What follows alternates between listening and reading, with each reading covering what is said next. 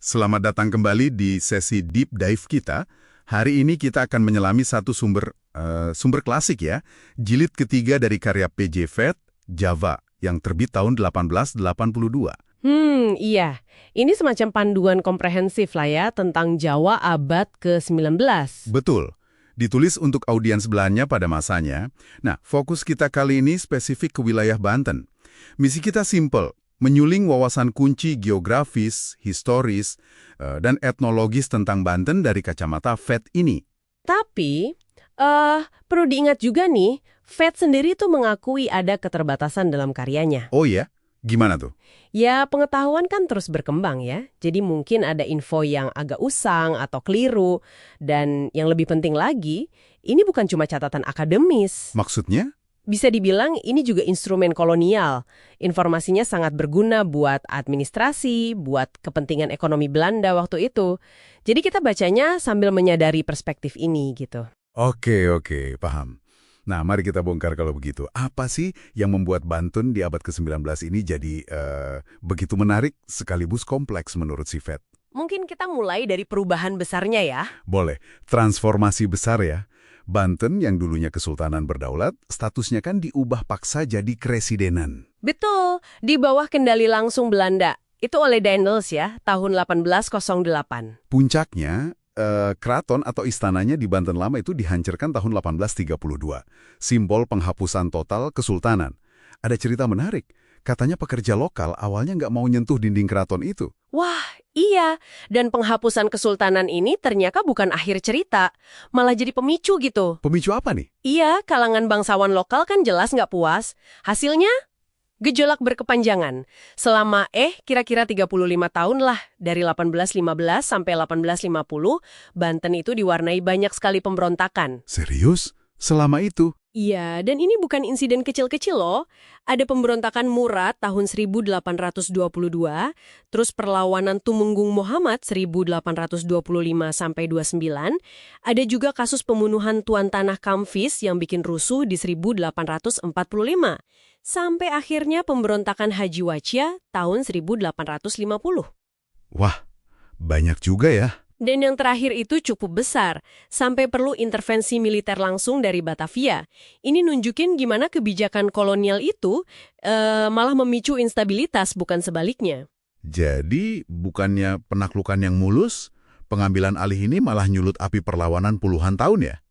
Terus gimana Belanda merespon kekacauan ini? Responnya, ya restrukturisasi total. Pusat lama, Banten Lama, itu dibiarin aja jadi reruntuhan. Oh, ditinggalkan begitu saja? Ya, gantinya mereka bangun Serang jadi ibu kota keresidenan yang baru. Fett gambarin Serang itu kayak miniatur Batavia gitu. Pusat administrasi yang rapi, ada alun-alun, rumah residen megah, benteng kecil, bahkan ada pohon Daendels. Simbol kekuasaan baru ya?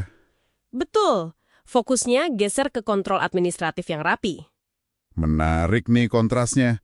Di satu sisi, Serang dibangun. Tapi di sisi lain, Anyer di pantai utara jadi penting banget ya sebagai pelabuhan strategis di Selat Sunda. Tepat sekali. Ratusan kapal disebut singgah di sana buat ambil air, perbekalan, infrastruktur kayak mercusuar juga dibangun. Tapi Fett juga nyatet kan, gimana wilayah selatan Banten itu malah susah dijangkau. Kayak terabaikan gitu. Apa artinya ini? Nah, ini pola yang khas kolonialisme. Pembangunan yang nggak merata. Fokusnya ya ke wilayah yang punya nilai strategis aja buat mereka. Entah administratif kayak Serang, atau logistik dan ekonomi kayak Anyer. Jadi daerah lain kayak Banten Selatan itu cenderung ditinggalin gitu aja ya dalam pembangunan infrastruktur? Kurang lebih begitu, sumber daya ya diarahkan ke tempat yang paling nguntungin buat pemerintah kolonial. Oke. Terus soal roda ekonominya gimana? Katanya perdagangan Banten merosot tajam ya? Salah satunya karena produksi garam dipindah ke Madura. Betul, ada pergeseran fundamental di situ. Dari pusat dagang maritim, ekonomi Banten itu dipaksa geser ke pertanian, terutama kopi, yang diawasi ketat sama pemerintah. Oh, jadi fokusnya ke kopi ya? Iya, ada sistem kayak Merdeka Tuinen, itu petani kopi wajib jual panen ke pemerintah, harganya ditentuin, terus ada RV Pacht, sistem sewa tanah jangka panjang.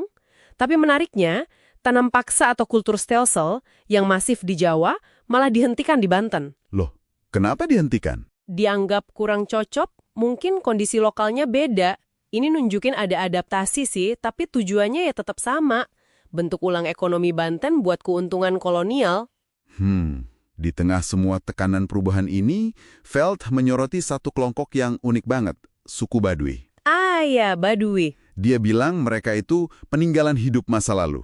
Orang Sunda asli yang menolak Islam, terus milih mundur ke pegunungan terpencil buat mempertahankan kepercayaan leluhur. Mereka nyebut diri orang Parayang. Yang paling menonjol dari mereka itu sistem bojinet atau tabu mereka. Ketat banget. Contohnya gimana tuh? Ada larangan nanam padi selain di sawah irigasi, larangan jual padi, aturan pakaiannya kaku, putih, hitam, biru tua aja, bahkan larangan belajar nulis sampai monogami mutlak. Wow. Ini bukan sekedar tradisi pasif ya, ini strategi pertahanan budaya yang aktif, disengaja buat jaga isolasi dan kemurnian identitas mereka dari pengaruh luar, termasuk islamisasi dan kolonialisme. Mereka bahkan punya struktur internal, ada jelema dalam, orang dalam yang paling patuh, sama jelema luar, orang luar yang lebih longgar. Jadi kayak penyangga gitu ya. Iya, mekanisme pertahanan yang canggih memang. Ada paradoks menarik di sini sebenarnya. Paradoks gimana? Iya, Fed. Di satu sisi, bilang mereka itu warga yang paling patuh karena nggak pernah berontak fisik. Tapi di sisi lain, seluruh eksistensi mereka itu kan penolakan fundamental terhadap asimilasi dan aturan luar.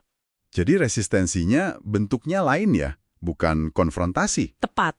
Ini nunjukin resistensi nggak melulu harus perang. Isolasi kultural yang gigih itu bentuk perlawanan tersendiri. Oke.